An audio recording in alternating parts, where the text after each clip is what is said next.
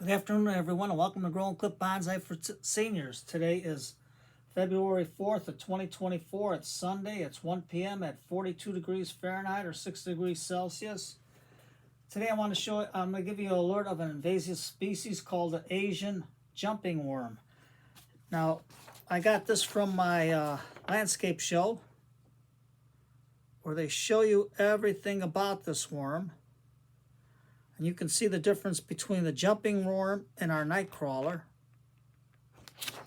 Now on the back, I also got the flyer on the back of what you can do to minimize the spread, take initiative, and everything else of that their nature, and where you can email or go on the site to check about them for your area, because you can see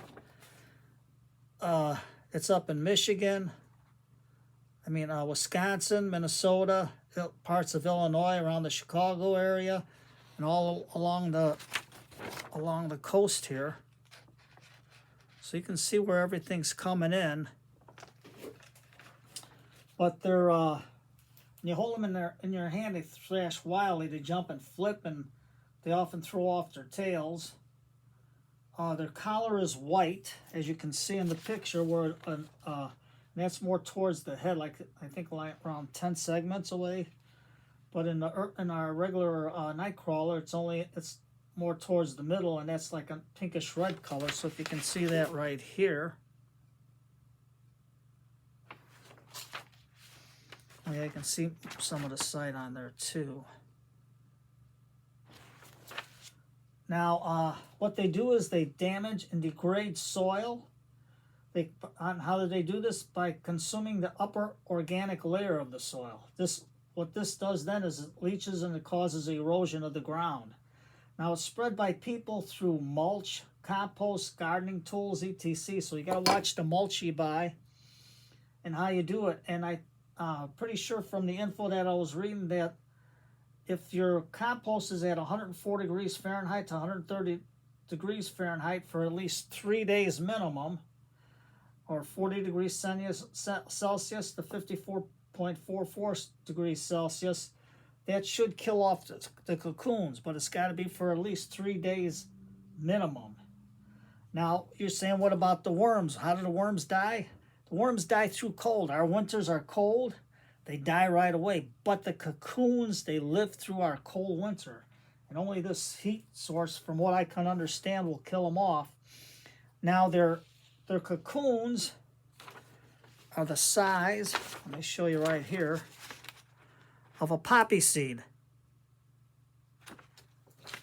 So they're very hard to tell, and their castings are like coarse coffee grounds, as you can see right here. So be very careful. Check your plants when you buy them. Check the soil when you transplant your plants. Make sure there's nothing in them. And buy from a reputable grower. Like I buy mine from Ted's Greenhouse in Tinley Park. I also get mine from Faisal's too. So I always get from somebody that's reputable. Don't look around for anybody else. Try to find reputable growers that you know that are watching for these invasive species, and go to your county extension agent, and they can give you more information, or go to your website, and there's a lot of stuff that you can find also about the species. And plus, when I was there, I also got my invasive hedge and screen replacement guide, and also management of invasive plants and pests of Illinois. But I'm sure your county extension agent will have it for the state you're in and your county. I did get a nice rock, though, from some free samples of rock. I can put them in a landscape. I got this white one. I like this one. I can get this for a snow scene. That's real neat. And oops, don't drop it, Tom. And I also got a phlox paniculata called Genea. Now that one I got, I looked at the soil, and this one's from a reputable grower called Twixwood Nursery, but they're more for wholesale. And this is it. And I asked him if this was powdery mildew resistant, because I know all the phlox I used to grow had powdery mildew all the time, but he says this one is very resistant to it. He says it might get it, but it's highly resistant. Just watch your watering. Don't spray the water on the leaves or anything at night when you're watering, because that's when mildew and all kinds of diseases go on your leaves. When you water late at night, it's best to water like in the morning where the sun can dry off the leaves, or if you're going to water at night, try to use a ground soaker. Soak from underneath so the leaves don't get wet and spread all those pathogens. So a little bit something. Watch your trees that you buy, your bonsai trees, when you get them.